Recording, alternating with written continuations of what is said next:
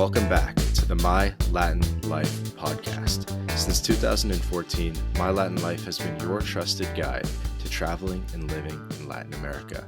Today, my guest is Sean Hall.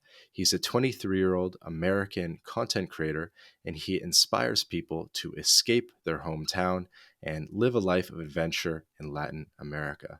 Sean, how's it going, man? I'm doing well, Vance. Thanks for having me on. I'm excited for this. How's it going? I'm doing well, thank you. I think, Sean, that you are our youngest podcast guest that we've had so far. Still an old dude, old man at 23 years old. But I thought, what's a cool angle to this podcast is if we have listeners out there that are in high school, they're in college. I think this episode will be more relatable for them, and will hopefully open their minds up to new possibilities. Yeah, definitely. I think just that age group it's a very advantageous age to take advantage of, especially for me traveling at this age, to be able to just go see the world now rather than just waiting all your life until they're the right time. And there's never going to be that right time. So I'm excited for these younger kids to be able to listen to what I have to say on this episode. Yeah, absolutely. I think my biggest regret is not getting started sooner. Yeah, that's what got me traveling so young is like the older people that I would speak to, like my parents, some like older relatives and everything. Their biggest regret they would always tell me is that same thing is they wish they would have just gone out and seen the world and traveled at a younger age when they're young and able and like you're able to experience as like a single adult, go check out like the dating all around the world and all that stuff and just meeting people. It's their biggest regret, which pushed me to just want to go out and see it and do it myself now and just make it happen. Yeah, absolutely. Um, so we first got connected on Twitter. I saw that you were kind of engaging with people, noticed that you were building up a TikTok, and saw that you were just putting yourself out there, showing what you were up to along the way, and you seemed like a cool, genuine guy. So I thought we'd have you on. And Sean, would love if you could just tell us a little bit about your background, where you're from, and how you got into traveling. Yeah, for sure. So I'm a 23-year-old from San Francisco, California. So I was born and raised here in the Bay Area. And my whole life, honestly, I thought I was going to be a professional baseball player. So I worked from when I was 5 years old until through high school to try to make that dream happen. And then just years and years of playing, I got completely burnt out. And I just knew this wasn't the path that I was really like happy continuing. And so I went to college. I went to San Jose State University. And while I was there, I met a good group of friends my freshman year that were all pursuing something creative. So I had friends that were pursuing music, pursuing acting, as well as like some athletes as well. And them going through that process of like chasing that dream, I knew I didn't want to just take that traditional route and take the normal 9 to 5, do that for like 20, 30, 40, 50 years, and then retire and just live that kind of lifestyle. I knew just surrounding myself around them that just wasn't something that appealed to me at all.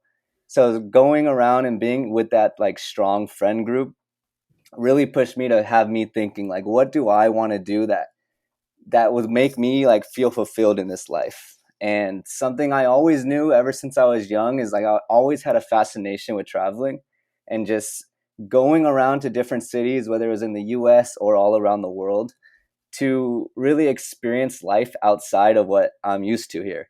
And so that got me thinking, and I joined a nonprofit organization in college, and it's called ISIC. So this organization helps bring international students into the U.S. to work, as well as send people abroad for these volunteerships and working abroad. Hmm. So going through that really opened my eyes. Like, okay, I can make traveling a possibility, and I can find a way to make money while I'm abroad doing these types of experiences, which I never thought was possible before. Um, and then COVID hit 2020, and I was really just at a crossroads of what can I do? Because I was a junior at the time in university, and just thinking like, okay, traveling can't do that now because we're in a pandemic. There was no traveling going on that I knew I could do. So I started thinking, okay, I knew I wanted to pursue baseball, so maybe I could go back and try to get a job in the MLB and with the team. So I had a job lined up with the New York Mets. But then once COVID happened, and it was my senior year, I just really came back to that realization like, no, I don't want to do that 9 to 5 job.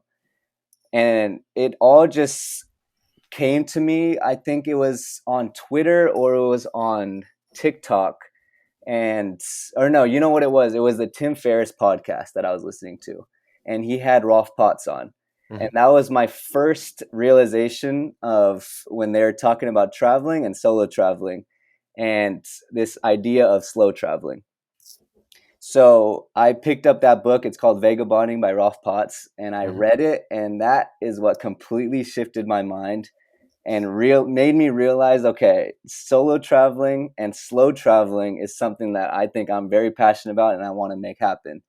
And after reading that book, I got back in touch with that nonprofit I was with during my freshman year, and they just opened up teaching English abroad programs. And so I hit them back up. I joined one of their programs, and one of them was to go to Colombia to teach English. And that's what I was able to do this whole past year. Nice. And I suppose we can go sequentially talk about Colombia and then talk about Brazil. But before we start diving too deep into it, just give us a high level overview of where you've sort of spent time in the past year or two, or I guess since you started your travel journey. Yeah, for sure. So in 2019, well, I guess my first travel journey was when I graduated high school and I went to Mexico. But I always tell people I don't count that as traveling because I went to Cabo San Lucas, which to me just felt like I was taking a trip in the US. Like everyone was American over there. Like they had like the Mexican culture, but to me it just felt like I was in a United States resort. So I don't really count that.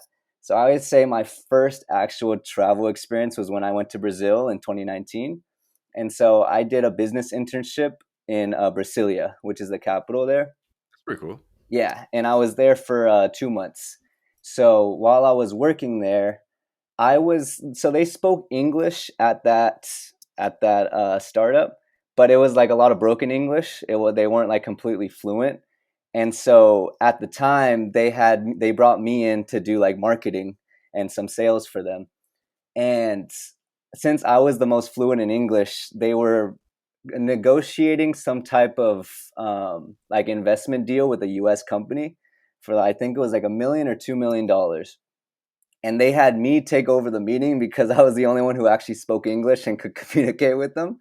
So just jumping right in at like 19 years old and taking that meeting was like holy shit kind of moment for me, but also super cool that I don't think a US company would ever trust someone to do that, especially at my age and my experience, but going to Latin America and they just needed my help was just a super cool experience for me. So I did Brazil for 2 months. I saw Rio, I saw Sao Paulo, but only for like a weekend. So I definitely have to make it back to Brazil. And then after that, I went back to university in California, and then I traveled to Colombia this past year. So I was all over the coast. I was living in Bogota. That's where I was teaching English. Traveled to Medellin, San Andres, Santa Marta, Cartagena, and all over like the Eje Cafetero area. So that's where I spent the most time. That was like my longest travel experience to this date. And then next year, hopefully, we're bringing a lot more. Yeah, that's awesome, man. You definitely got a lot of cool experiences under your belt. I thought maybe we could jump right into talking about Colombia and that experience for you. And I think one of the cool things is that you can bring to the podcast is that you sort of have a fresh set of eyes on things where things are still new. You can still very vividly describe the differences between what it was like back in the States, at San Jose State University and everything versus in Latin America. Because on the podcast, we've had like hardened travelers and more experienced people. I don't know. But for you, everything must be a little bit more fresh, but you've also done cool stuff. And so, um, maybe we could talk just first about like the warmth of people and I guess sort of about like the social aspect. Uh, in the States, like college is the most social aspect of most people's lives, oftentimes. Hmm. And I was almost curious how, if you could sort of break down your experience going from that sort of college environment to a Latin America environment, and what opened your eyes about it, what epiphanies you had, and things you noticed. Yeah, for sure. So there was like a drastic difference for me from college and then going and living in Latin America. The first thing that comes to my mind is that in college, like everyone was cool with you or with me. Like I had a good amount of friends and everything like that, but there was also this idea of like status in university. I always felt too that like you always had to be like bringing this person something, um, just like this idea that you had like showing your worth in some way, and that's how you're gonna get people to like talk to you and everything like that. Um, and so like I knew, so I tried to join a fraternity when I was in my first year, and I lasted maybe like a week in it because I was like, this is excuse my language, but this is ass. Like I did not enjoy it whatsoever. It just felt like I was basically just doing all the dirty work for them and all that, and I was just not with it. But then going to Latin America, everyone just seemed like just so much more friendly, so much more open, and just wanting to talk to you. And I don't know if that's, I think that's just the case of like how they're raised and everything, but also that maybe I was just, because I was coming from another country too, they saw it as like almost that it was something different, I guess. But just like the overall like friendliness and just open armed feeling of going into that country, and everyone always wants to help. If I ever had a question like on the street or if I was lost, like someone was always there to try to figure something out and help me out. Even when I went there and I knew zero Spanish. So like just having trying to do like Google Translate conversations with them and try to figure out where I'm going, what I want to buy at a store, or like how much something costs and all this. Everyone was always there to help, which I thought was a huge difference from the US and here is that in the US, everyone feels like they're always like on their grind. Everyone's like trying to always just push forward and they don't really have time for like other things. But in Latin America, everyone will stop all that they're doing just to help you and just try to like make your day a little better and a little easier for you. So that was like the biggest difference that I saw from living in the US and living in Latin America, which makes me just want to go back even more. Yeah. Yeah, that definitely reflects my experience. So would you say that it was a bit of like social climbing or status oriented in the States, and you're not experiencing that in Latin America? Yeah, you don't experience that at all in Latin America. I feel like it's like everyone is just, it's like a more of a togetherness is how I would explain it. I think is that like even at parties, let's say you're going out to a club in the United States compare to Latin America. In the United States, you need to get a table. You want to get like bottles, service, and all this stuff. Like you do that in Latin America, no one really cares. People want to just go out and dance and have a good time and just like listen to music and sing and all that kind of stuff. Like it's a complete difference from here in the U.S. That like once I saw that in Latin America, I was like, it's just so much more fun, and like the nights are just way more like you create way better memories like this. Not everyone, no one's like all stuck up like I can't dance and like I gotta look all cool and everything. No, like you don't get that vibe at all in Latin America. Yeah, definitely, definitely.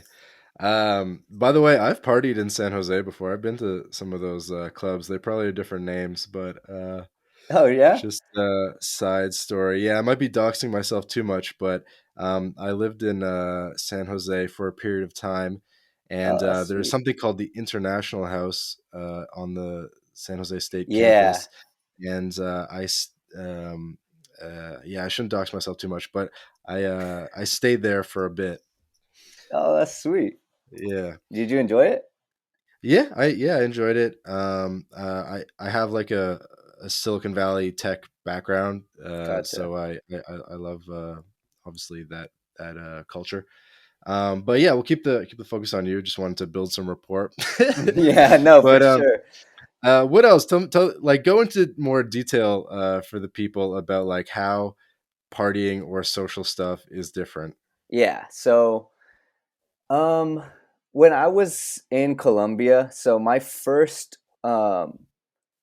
weekend, I went out to a club with some friends that were a part of the nonprofit that I was in college that they also have in Colombia. So I went out with some of them, and it's like as soon as I walked in to the club, like the overall atmosphere of it was just crazy. Like salsa music the whole time once I walked in. Like there, so it was like a crossover music type club, but they're like on like their salsa part of it. So it was all salsa music and everyone's dancing together. And I was just looking around like this is not what I'm used to at all. Like at San Jose, people danced like a lot at like the university parties and stuff like that. But it was like just more like head bobbing and like doing like your own moves and all this stuff, and then like they'll play like some like twerk music and all that, and then you'll start dancing like that. But here it was like people are dancing salsa, and then they're dancing bachata, and then it's merengue, and then they put reggaeton on, and then everyone's going crazy to that. It was like so many different types of music that they were playing, and like everyone knew how to dance to everything, and everyone was a good dancer, which is like I'm not used to that at all because I just feel like in the US people aren't as good dancers as definitely as not as much as in Latin America. And so just walking into it, I was like I felt like a completely new door just opened up. Like I saw the light. And Um it's not just about like the level of dance skill, but I think you might agree that there's like a sense of togetherness too. Like, you'll make some friends and it'll be like eight of you guys in a circle, kind of like dancing as one, things like that. yeah, exactly. Like there were just complete strangers in there that would pull us in like, oh no, come dance with us, and they'll all start dancing. They'll pull me to their friends and we'll all start dancing, and then just everyone's passing back and forth to other people and all that. Like definitely a more togetherness, and everyone just like wants to have a good time. Like no one cares about how they look when they're out there. Like I'm not a good dancer whatsoever, but like I feel more free out there just doing what I want to do in the club and stuff, just because no one's judging there, I think. Yeah, yeah, definitely. Um, any different thoughts about just like how the structure of a night out might be different? Yeah. Um so something that I saw was different was, at least when I was partying in college, it's like, okay, you're gonna pregame a lot before you go out, drink a lot before you go, and then you're gonna go out to the party and then go have fun or whatever. But there was a lot of nights out where we didn't even drink at all before, and you just go out and they are still able to have a good time even without drinking any alcohol. Which is like at university, at least that wasn't really the case. Like you basically were drinking every time you would want to go out. But here it's like I don't know if it's like the music that they play, that like salsa and bachata is just more like loving feeling or something, that or just like the energy that it brings, that you don't need to drink for it. But I've had plenty of nights out where I had so much fun and I didn't have to drink any alcohol at all. And you just are loose already just doing all the dances there and all that stuff. So I think that was a big difference for me, was just realizing that you don't need alcohol to go have a good time. Um and so I think that was the biggest thing that was a difference for me. I think going out like a little later too was another thing. I think in the US we would like pregame around like 8 o'clock or something, then go out. In Colombia, some nights we didn't even go out until 11 or 12, and then some of the clubs opened until 5. And so I remember when I was in Cartagena actually for New Year's, we had New Year's and it was like at 12, like the actual party ended. We were just on the street dancing, and then this we met this magician, which is gonna sound really weird, but we met this magician dancing on the street, and he had like this wand that he was twirling around, and so we all got really like curious about how he did it because it looked like it was just floating, and so we went up to go talk to him and everything, started up a conversation, and then he ended up being like a promoter for other clubs around that area. So he brought us with him to like a night out with him. And we didn't leave that club until maybe like 9 a.m. And like, so people just party all night long in Latin America. Like, it's a lot longer nights than I'm used to in the US. Right. I think one distinction I'd like to make is that, let's say in Europe, in Berlin or something, you can stay out till 9 a.m. But in my experience, like, it's not really about the open later thing. In Latin America, it's more about the sense of togetherness and the ability to have fun without alcohol, and more the like social aspects. Yeah, 100%. So you mentioned New Year's. I know we were talking a bit offline about your first Christmas in Colombia.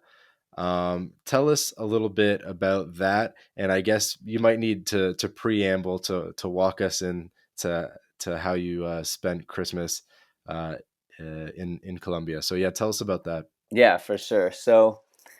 Um, so when I was living in Colombia, I was teaching English over there, and I was living with other international teachers. So we had one from Spain, a guy from Turkey, and a guy from Venezuela. And so we were all teaching at that school. And for Christmas, though, the girl from Spain, her family came and they went to go travel, and then the guy from Turkey went with her family, and then the one from Venezuela went with his Colombian girlfriend's family. So I was kind of like, okay, what am I gonna do for Christmas?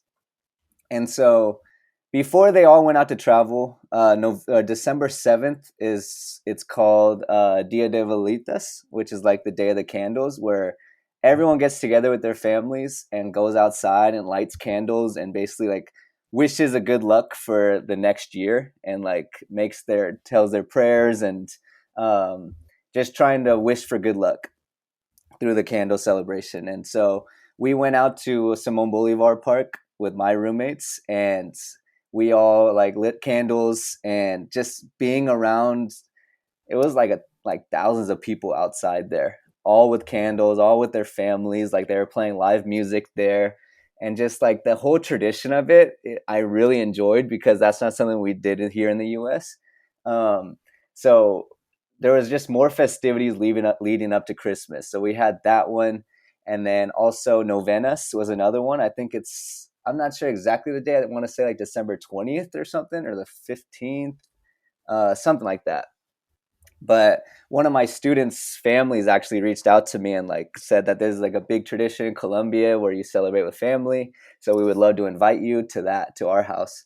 So I thought that was a really cool experience to be able to live with a Colombian family to actually like understand this new tradition as well, with novenas. And so they said a bunch of prayers. There was like pre-scripted I don't know if they were Bible verses or what, but they were like saying different verses, and they would have the kids rehearse them and like say it to everyone there, and then we would all have natilla, which is it's like a famous dessert that they all cook during Christmas time. We had buñuelos, which is like this doughy ball that we would eat, and then we had like lechona and just like this whole celebration was just so awesome to me because it was very like a big family gathering with complete strangers, but also like I felt so a part of it because they made me feel so welcome there, and like so just celebrating these types of traditions with them. And then I also like heard about running your suitcase around the neighborhood so that you can hope for more travels in the new year. You wear I think it was red underwear if you want like love in the new year. Like so there's just different types of like traditions that you can do um, depending on what you want the new year to bring, which I thought was hilarious. So they have a bunch of different things like that. And then actually, so then Christmas came along, and my family actually did come to visit me there. And so we traveled to Medellin for Christmas, and they do Christmas right there, like the lights shows and like the different like things that they put together there, like the different they did like floats are all lit up. They had this whole block street of just like lights and different people performing, like different magicians dances, like this guy doing like this puppet thing, and it was all Christmas themed. And then their whole lake, I think it was in, I'm not too sure which part of Medellin it was in. I can't remember exactly, but they lit the whole like the whole canal to like light up different colors for Christmas as well. So Oh, like Medellin, I always heard was a beautiful place to spend Christmas. So I'm glad I was able to experience that. And then they had like these, they made buñuelos there, but they're like the largest ones in all of Colombia, and they were like as like 2 times bigger than my head, and they were just frying it in the oil right in front of you, which was really cool. Um, it's like a dough ball for anyone listening. yeah, Like fried dough. uh-huh. And so and then they like inject it sometimes with like caramel or like whatever you want, like chocolate and stuff like that sometimes. Um, so yeah, Medellin was just awesome to see during Christmas, and we went out to a party that day. We were just walking around. It was our last day there, so we were only there for I want to say like 2 days. So Christmas Eve and Christmas, and then on Christmas we went out to a club, and this is another thing that like made us feel like that togetherness again, is that we went to this hookah bar, but it was also a club that was upstairs, and so it was like a two-level type thing. And so my older brother Sonny, he went upstairs to go like just check out the view and check out what it's like upstairs. And then there was these three Colombians that were just like seeing him walk up, and they're like, "Come join us! Like, who are you with? Are you alone? Like, bring your family, bring your friends, whatever. Like, come dance with us." And so he came running downstairs, like, "Oh, we got to go upstairs. Like, there's people up there that are waiting for us. They want to like drink with us and dance and everything." And so at the time, there was just them three up there. And then I feel like we just brought the party up there. Like everyone from downstairs, all this time, it's like packed upstairs, and everyone's dancing. They were playing like reggaeton music. They're playing salsa, and like these people are just like complete strangers, but they ended up like giving us like the best time. And so we were upstairs, and they brought like one of the hookahs upstairs. And cut me off if I'm not allowed to talk about this though, but we brought the hookah upstairs, and we don't know exactly how it happened, but somehow it's on the floor and it was broken. And so the waiter came up to us at the end of the night and was like, "Okay, you guys broke our hookah, so you have to pay for it." And this one of the Colombian girls, she's from Barranquilla, and she went up to the waiter, and she started just cussing her out like, "This is ridiculous. You're just saying this because they're gringos. You're just trying to make money off of them. Like they didn't break it," and just like standing up for us. And we all like at the time, like we didn't know what they were saying because none of us spoke Spanish at that time. And we're like, "What? We don't know what's going on." Then the other two went over there and started arguing with them too, and they started like getting like into it, like they were just yelling back and forth at each other, arguing. And we're like, these people are just complete strangers, but they're standing up for us for something like so little like this. But they really just want to make the point that like they got our back, even though we just met them that night. So Yeah. that just shows you like Colombian people and like that, just like that familyness that they bring, even if they're like you just met on that night. Um, and so we couldn't get out of it though. We ended up paying it anyway, but it was like 100,000, which is like what, $20 or something like that. So Hey, we weren't trying to make a big you deal. got We're away like, all right. yeah, it was like we're in a complete like my family was like, we're in a completely new country. We don't know what's gonna happen if like we don't pay it. So like let's just stop this argument and stuff. Like it's Yeah, only yeah, yeah. $20 too, but to them it was like, no, like you guys aren't paying this. This is like they're just trying to get money out of you on this stuff. Um, Fair so enough. just like that feeling of like just togetherness, I guess. Yeah, that's cool. So I understand that you got a girlfriend somewhere along the way. I did, yeah. So in January this year. And so I normally don't even ask people about this, but Uh-huh. I think it's just fun because I guess because you're a younger guy and maybe it's like I don't know, it feels like more harmless to me. But yeah, tell us a little bit about your first Latino girlfriend, or Yeah, at least from the old country. yeah, for sure. it's a funny story how we met. So I I made TikTok videos when I was there. Um, and just like talking about like the beauty of Colombia, just trying to get people to open their mind about it. That it's not like Narcos. It's like a completely changed thing now that people should want to come here and everything. So I was just showing like the other side of Colombia that people don't really see unless they like looked up YouTube videos and stuff like that and really dug deep. So she started following me on there because she wanted to learn English. So On she was, TikTok. yeah, on TikTok. So she was practicing her English with my videos and just hearing me speak English and like trying to understand like what I was saying and everything. And then we were in Medellin, I guess, around the same time, like during Christmas. And so she followed me on Instagram to hear updates of like what I did so they could do like the same thing, and just get ideas on what to do during their trip. So she followed me on there, and then I posted something about Santa Marta, I think, when I was there. So I was in Santa Marta right after Medellin, so right before New Year's, and just talking about like doing more of what makes you happy, go travel and all this stuff. And then my last slide was someone who commented on my TikTok that says like it said like go home gringo or something, and you have kids in the US and you're like abandoning them or something like that. It was like completely random because I don't have kids at all, so I don't know where they're coming with that. But so she commented on that picture and was like, oh, you're like a really bad dad or whatever. And like I didn't really think too much of it. I just commented back. But then around January, of that, like it was like a couple weeks later, like I just followed her because I saw that she was also in Medellin, and like so I thought she was from there. So I was gonna ask like more recommendations on what to do. And I so in my head, I my first message to her was "Que pasa," which what I thought was like, "Oh, what's happening? What's up?" But so she told me later, like, "Okay, I understood what you're trying to say, but that's not like we don't say that at all here. Like, it's more like what is going on? Like what's It's happening? almost I like guess. what's wrong. Yeah, what's wrong?" So that's just me being like stupid, I guess. But that was like the first line, and then we just started talking a lot on Instagram and everything. And turns out she is actually from Bojaca, so a city called Sogamoso. And I've never been to that area, but I've always wanted to. And so I thought, like, start up conversation, keep talking about that, and then we just started messaging back and forth.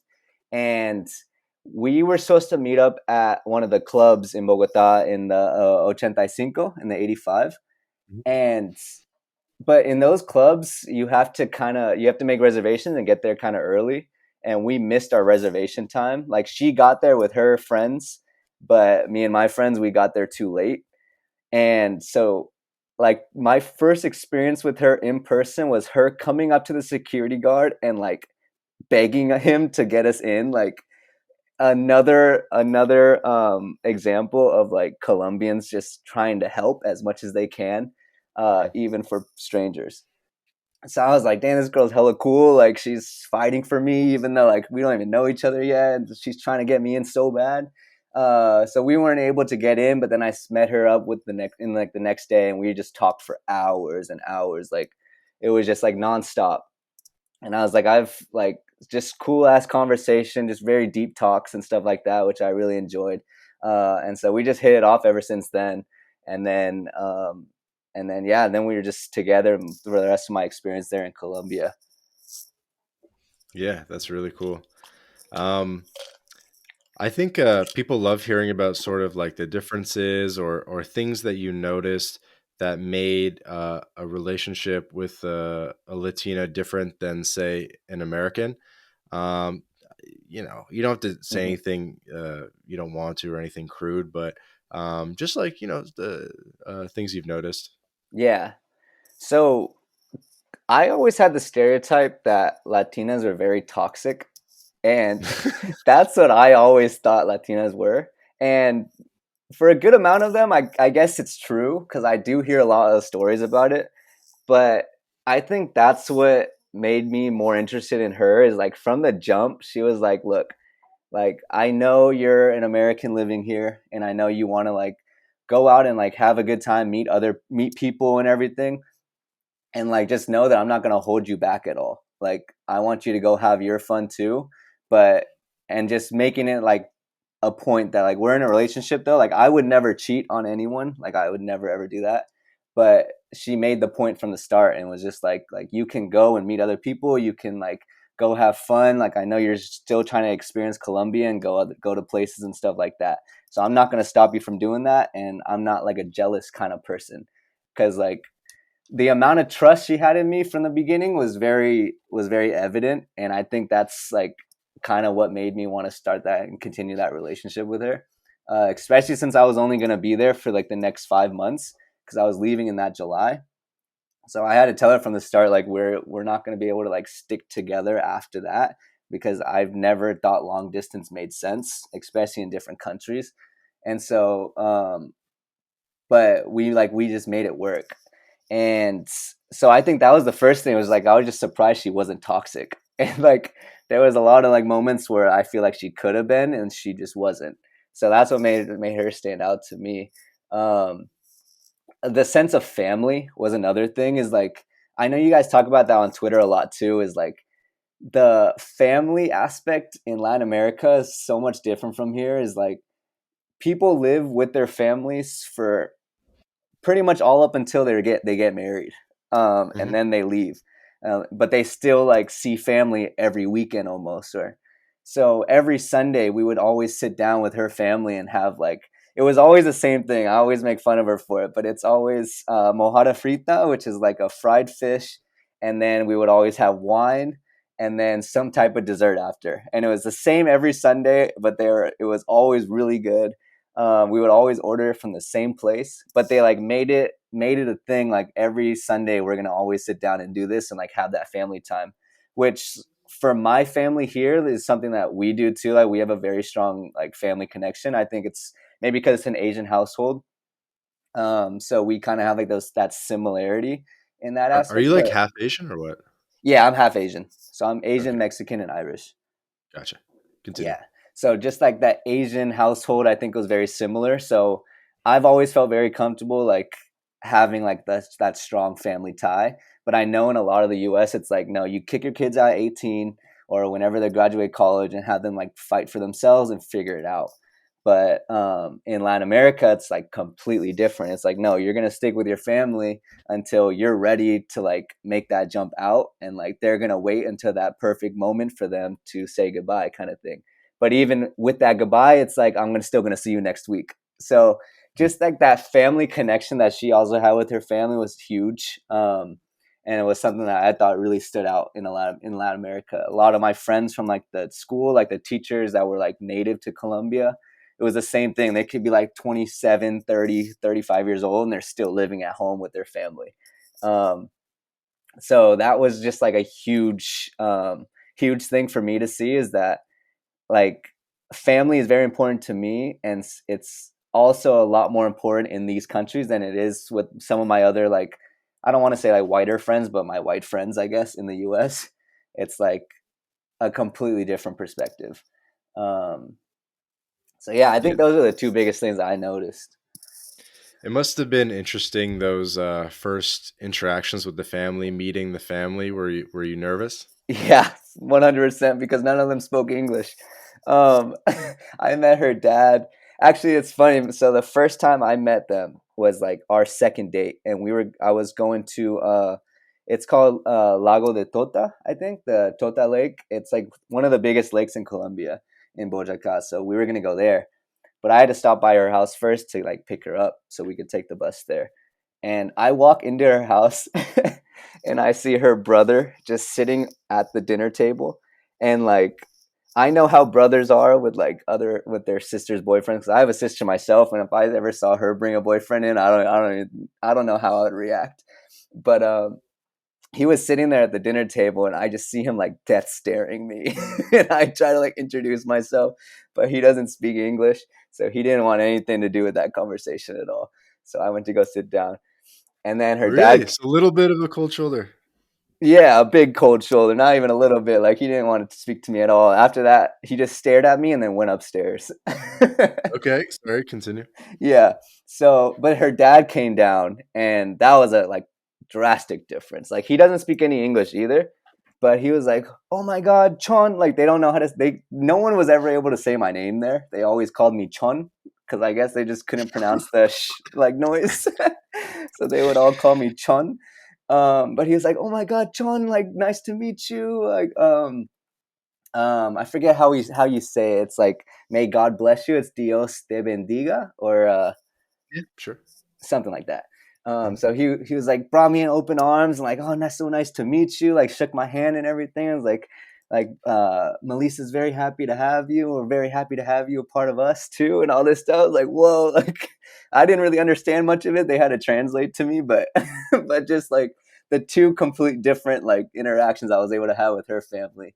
And then later on, I was able to meet like her sisters and everything, which one of them speaks English. Um, but that's like being a part of that family, I think is what pushed me to like learn Spanish better and just actually try to practice so that I can actually communicate with them. So my whole year there like was very difficult, and like I would dread those conversations just because it was like I wish I could bring more to the table and I wish I could actually have genuine conversations with them. I just don't know how to say it. And so that whole year was just difficult. But then it was weird because when I left Colombia, um, like we broke up once I left, but we kind of kept a little conversation, like a little connection going. And then I went back the in November for the Bad Bunny concert. And I don't know what happened. When I left Colombia, I really didn't know too much Spanish. And even coming back, I didn't practice that much.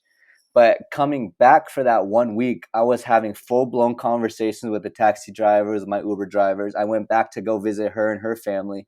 I was having full on conversations with them, understanding everything.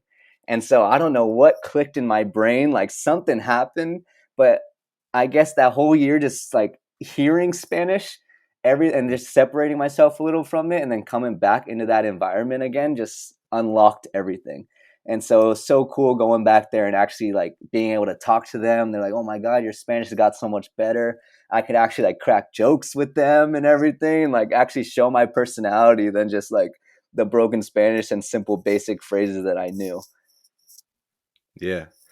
Yeah, I think one thing I would note about your story with the reception you received from the mother and father is it was probably noticeably warmer than it might have been meeting someone in an American context, but also it happened a lot sooner, right? Like you tell me, but you could date a girl for 6 months in the States and not meet her parents. Yeah, 100%.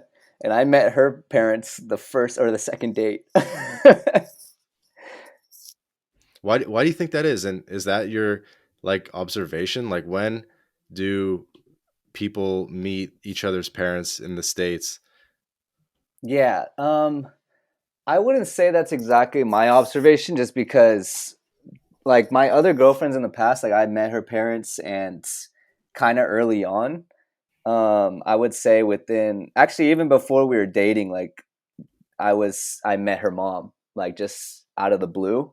Like it was on accident, but I still met her and like I don't know if it's Sure. just like You that. know what I would say? You know what I would say? Sorry to cut you off. No, Is go ahead. that perhaps that's the case like in high school years because you're kind of whatever, Hmm. but like once you get into your 20s, you like at dating in your 20s in the States, you're probably not really going to meet the parents too early on. But in Hmm. Latin America, you still are cuz they like live at home. Exactly. Yeah. So it's more of like a big deal in the States to go and bring them to another household to meet your family than just to go home because they're living in two different houses now. Yeah, that's a Yeah. good point. Yeah. Um yeah, man, what else? What else? Where do you want to take it from here? Yeah, we could talk a little more dating.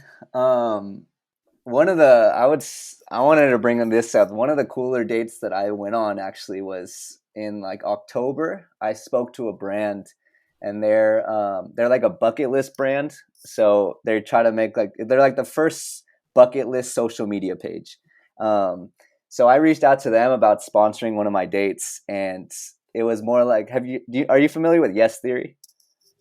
Barely, but yeah. Okay. So they had a date, or they had like the concept for a video where they had a date that was completely controlled by Instagram polls.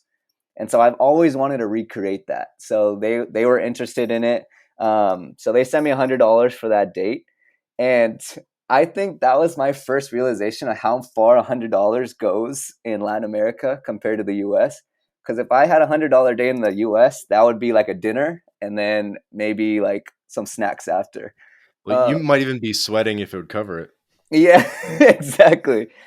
Um, but $100 there, I was like, holy shit, this goes so far. Like, we had Instagram polls take over it. So it was another girl that I just met on that liked my TikToks, and then she followed me on Instagram. We talked on there for a little bit. Then I pitched her the idea this day, and she was down. So we did it, and like the first option was like, okay, sushi or Colombian food, and we went out to like a nice sushi restaurant, and I think I only spent like $5, $10 on it. Um, and then the next one was like bowling or golf, like indoor golf. So we went bowling. The bowling alley And you're was, filming it yeah, while and you're I'm doing it? filming it the whole time.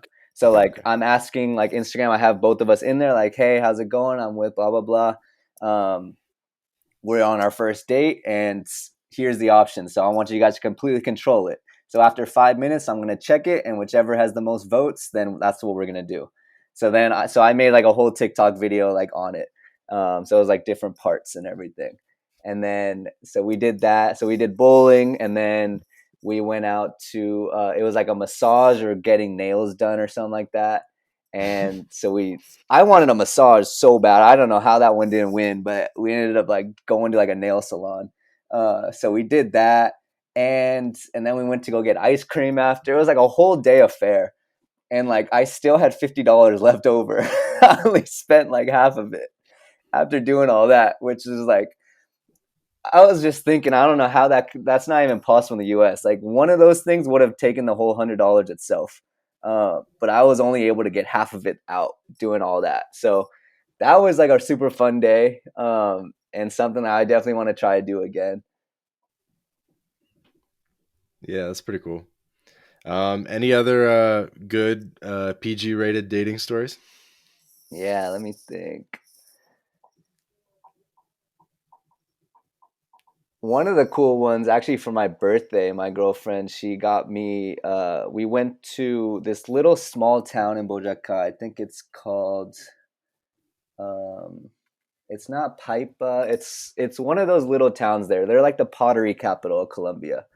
Um, so we went there, and she scheduled like a whole day. We made and we like did like a pot making class, and it was just like individual. So it was just us two and like the guy training us on how to do it. So it was super hands on, and like we got to see how they make all their pots that are all hung up around their house. And which was cool is like it wasn't some type of um like building you go to where it's like made for that. We literally just went to this guy's house, and he ran his business out of his garage. And so he had all the equipment back there in his garage and his backyard, and we were just walking back and forth like making the pots and everything, which was a lot of fun. Like not something I think thought I'd ever do before, but I actually had a lot of fun doing it. So something like that. We went to San Andres for her birthday, and we did parasailing, which was really cool. We snorkeled with, or it was like not snorkeling. We put on these big helmets that were like astronaut helmets, and it takes us underwater to like the what sculpture? It was like a Zeus. No, it was. I think it was like a Zeus sculpture or something like that, underwater that they have in San Andres. So you go there with like a tour guide and you take pictures and everything. But Mhm. it's not like it's like scuba diving without getting like the scuba diving license, kind of. I guess you could explain it Sure. like that. Snorkeling. Yeah. So it was like this big astronaut helmet that's like super heavy, so it just keeps you underwater. So that was pretty fun, and yeah, that's like the most that I could think of with It's dating. pretty cool. Yeah. Yeah, the pottery made me think of a question for you, which is just about how much more informal, I guess, business and the line between like outdoor like street vendors and stuff Hmm. is in Colombia, and was wondering sort of that must have been a surprise for you as well, coming from California where everything's very strict and regimented in storefronts and so forth, to a more informal economy in Colombia. Yeah, 100%. Like everyone ran their businesses out of their house. So what I saw a lot was like downstairs they would have like the grill running, and they're flipping arepas and making empanadas and all those, and selling it downstairs. And then they live right upstairs, so they literally just close it down and walk upstairs to go to bed. And I saw that all around me, like pretty much everywhere around in Colombia they had that. And there was always people selling like fresh fruit on the streets. I saw the biggest avocados I've ever seen in my life in Colombia. It's like, and they're just walking around with a huge cart, like a wheelbarrow of avocados, walking around selling them. Fresh juices every block. Like that's one thing that I miss so much ever since like I've come back, is that you don't really see that here all that much. Like we might have a couple vendors here and there, but like every single corner of the street you would see one in Colombia. And if I ever wanted fresh fruit, I could go buy it off this person. If I ever wanted like an avocado that I needed for guacamole or something, you could just go right outside your door and find it. Um, Getting a haircut, like it's everything you ever need in Latin America, which I love so much, is literally right down the block from you. You don't have to have a car to drive around and try to find anything. You can walk out your door and it's there.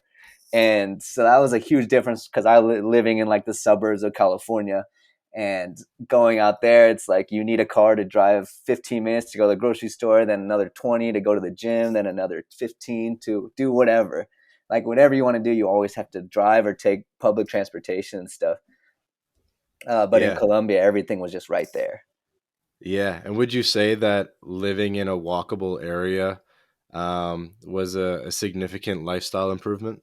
Yeah, definitely. Because it had me walking everywhere. Like here, I'm always either sitting on a bus or sitting in a car going places. But there, like, you don't need to do any of that. You can walk everywhere. You're getting exercise every single day. Like seeing the sun every single day. Everyone says, like, the sun's bad for you, like, all this propaganda about it. But, like, I'm never more happy than when I see the sun out all the time and I'm able to walk and just face it and see it every single day.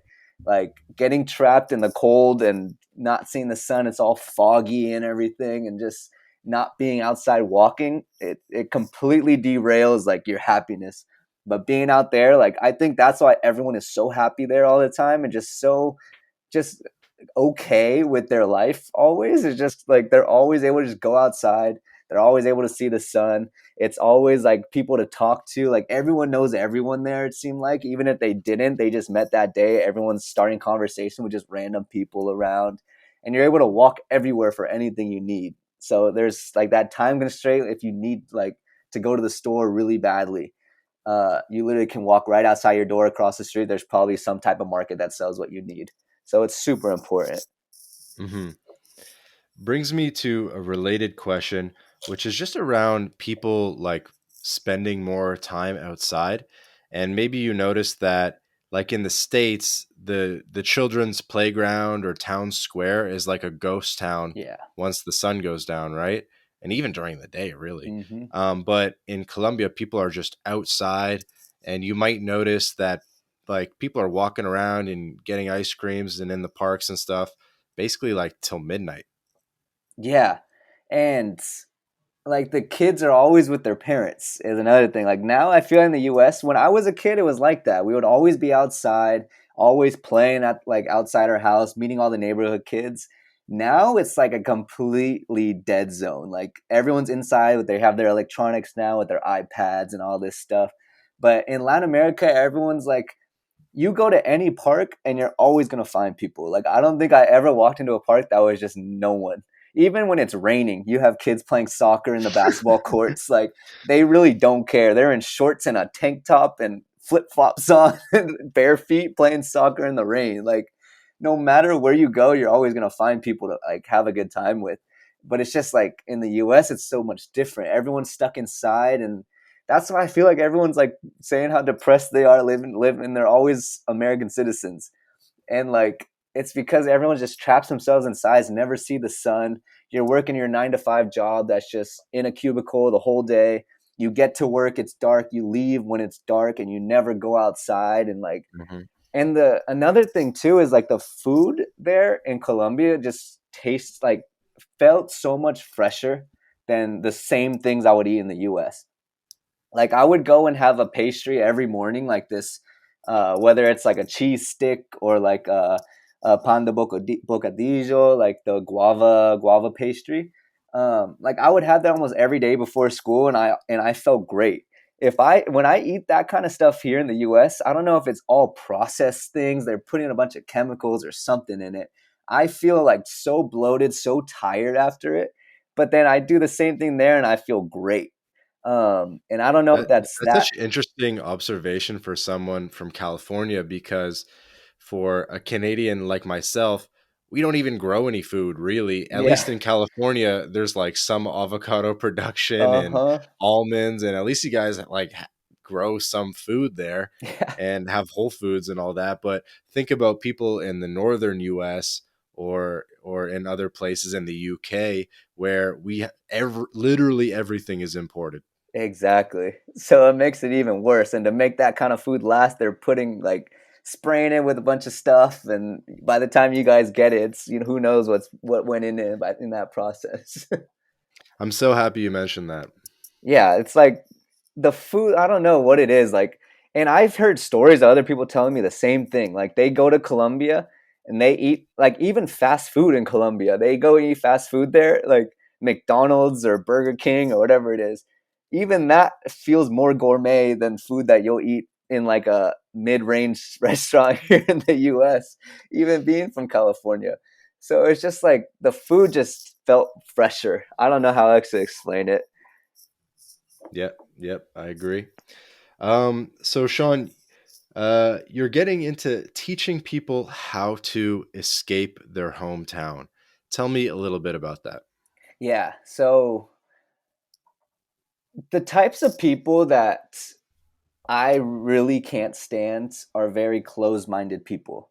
And my mission is that I want to help people with that closed minded idea on like seeing the world, like get rid of that stigma in them and get them traveling.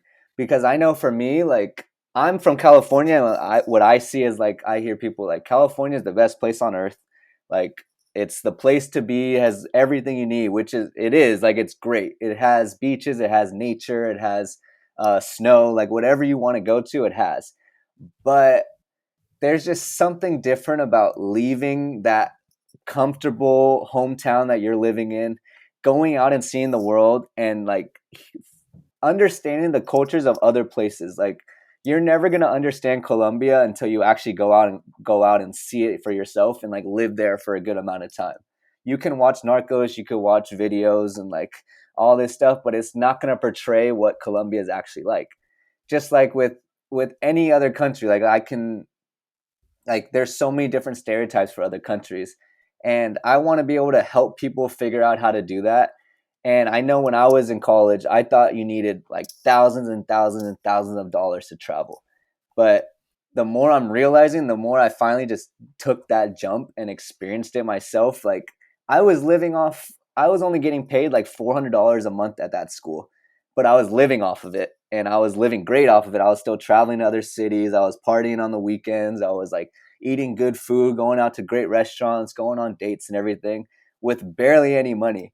And you really don't need all that money to be able to make that kind of lifestyle happen. And I try telling people like, what makes you think that there's millions and billions of cities all around the world that the one that you just happen to be born into is the one that you are going to be treated best in, that you're going to live your best life in? It's probably a pretty slim chance, and you're never going to realize that until you escape your hometown and go and make it happen somewhere else. And if you don't enjoy it and your life is truly better in your hometown, then boom, now you realize that and you could go back and live it. But you had those experiences and those different cultures to bring back that you can like be more open minded about. Yep. And is that $400 a month? I guess you were getting a free place to stay by teaching English. No. So I was paying for a place too. So that the place we were staying in, I got lucky with my situation because the girl from Spain had a Colombian boyfriend. So he was able to help us like find local deals and go on like a local website and Hmm. find our apartment. So we were all paying like 700,000 each Colombian pesos. So around like $200 a month or something like that, which really wasn't that bad. Um, so but it was still like half my paycheck, but paying half of that and still living on the other half, like I was living paycheck to paycheck, but I was still able to have a good time and have fun, like paying for things that I still wanted to do. Yeah, that's pretty cool. Hmm. Yeah, it's like rent aside, you can live on $300 a month and still have fun in Latin America for sure. Seriously, like you really don't need a lot of money to travel, and what I realized. Yeah. And so telling us a little bit more about escaping the hometown. Do you have any thoughts for people in terms of like a game plan and a way of advising people and yeah, like a little bit more tactical? Yeah, for sure. So there's many websites and many organizations that can help you go abroad and like figure everything out for you. So ISIC is the one I went through. It's AIE SEC.org, and they have a bunch of different opportunities on there that you can go abroad to like there it's the biggest nonprofit in the world. So there's like it's over 126 countries that you can go to on there. You just got to find the right opportunity. And like if money's the issue for you, they have like opportunities on there for you to make money while you're abroad too. Um, so I think the biggest game plan is literally going what I do when I don't know where I want to go, and let's say I just wanted to travel next year. I would go on skyscanner.com.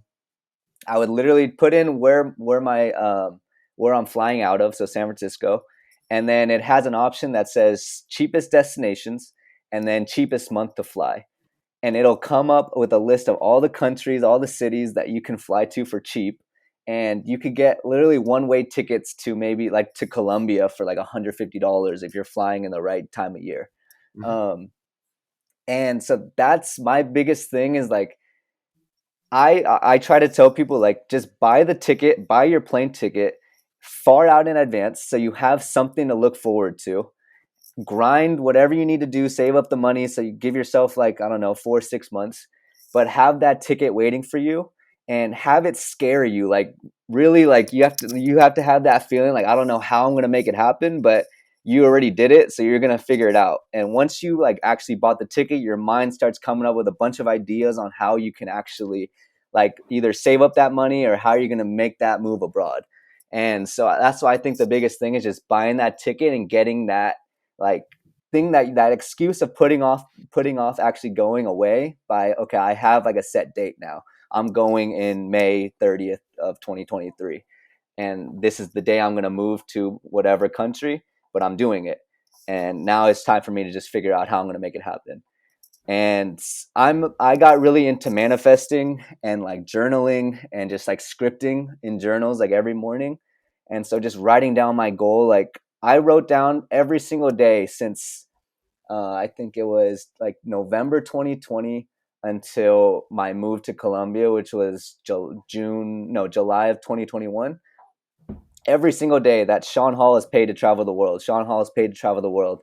And just getting that goal in my head, like, okay, now I just need to figure out how I'm going to make it happen.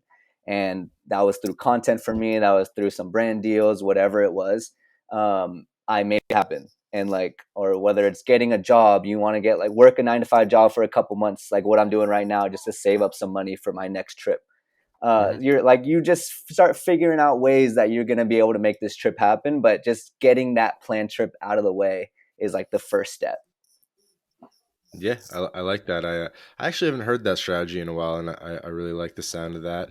I like the idea of putting the pressure on.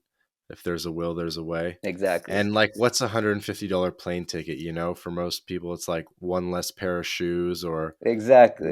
one less night out. You know. Like if you just really look at what you're actually paying for, like you can cut out a lot of expenses. And another thing is like I view money almost as like you have to see it as like an abundance mindset kind of thing. I was talking to my little brother about this actually because he just bought like $800 concert tickets for my little sister.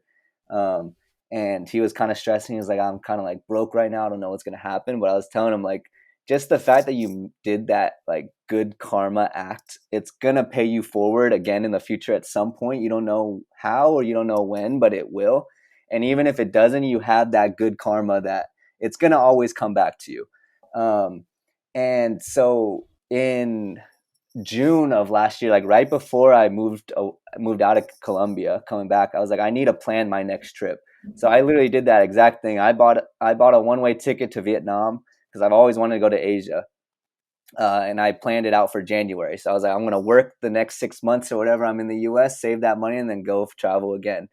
Mhm. And that was like a $350 ticket, which now like my plans have changed. I'm not gonna do it after all, but it's $350 that I feel like it's already gone, but I like program my mind already that like I'm just gonna like work on impulse and do what I actually want to do. So I've changed. I'm gonna move back to Latin America instead in the new year. I'm thinking Colombia for a month and then Argentina after that, just to continue working on my Spanish and like living in that Latin American like vibe. So that Asian tickets is gone, but it's doesn't feel like a bad thing just because it's something of the past and it's something that like I feel happy that I even like made the decision like I'm just gonna do it and bought it on impulse kind of So even though you have a ticket to Asia, you're like, you thing. know what? I'm a Latin America guy now. Yeah, because I was like, dude, like I can go to Asia some other time. I really need to go back to Latin America because I miss it way too much. Like I could figure out a way in the future to go to Asia again, but I need to come back here. I feel like that's where I belong. Yeah, that's good. Yeah, I think it does make sense to do things in sort of like multi-year missions as well, because it might take a couple of years to get your Spanish to like a really strong conversational level. Hmm. And then you can take that forward in the future. Let's say even if you went to Asia, then it would make it easier for you to maybe connect with like the Latino community in Asia and like actually be able to talk to them and stuff. Um, Yeah, so definitely. yeah, I like the multi-year goal.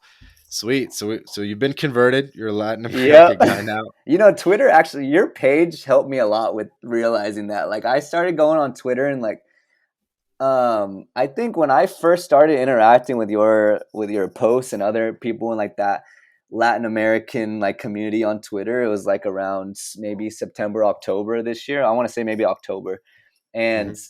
I was like, I'm not putting my story out enough on here. And I see you guys doing. I'm like, this is awesome. Like, you guys are a great community. Everyone's like commenting back on everything and has such like cool experiences living in Latin America. I was like, I need to go back, make more experiences, so I have more to bring to this community. So I was like, Asia is a different time. I need to work on Latin America right now.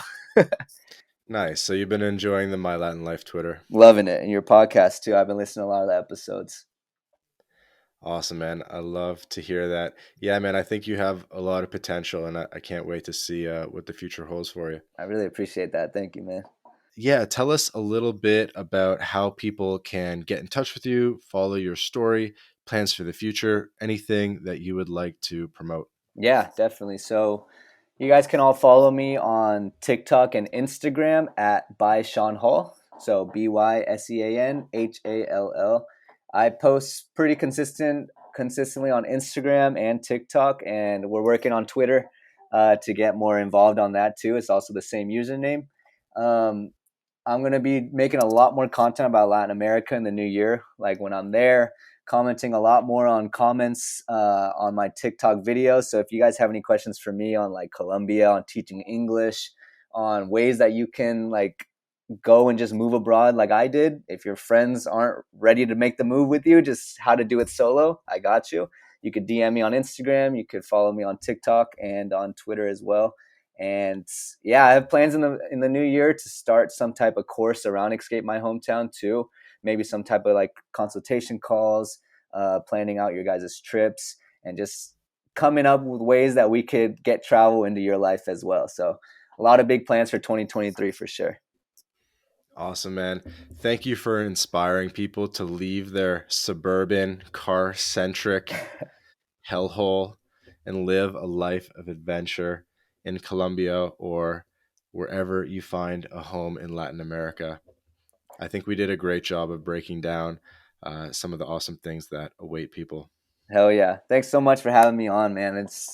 It's an honor to just be a part of this community and be on this podcast. I really appreciate it and get to tell my story on here and everything. So keep doing what you're doing with this too. This podcast is popping off and I'm really excited for what you got going on too.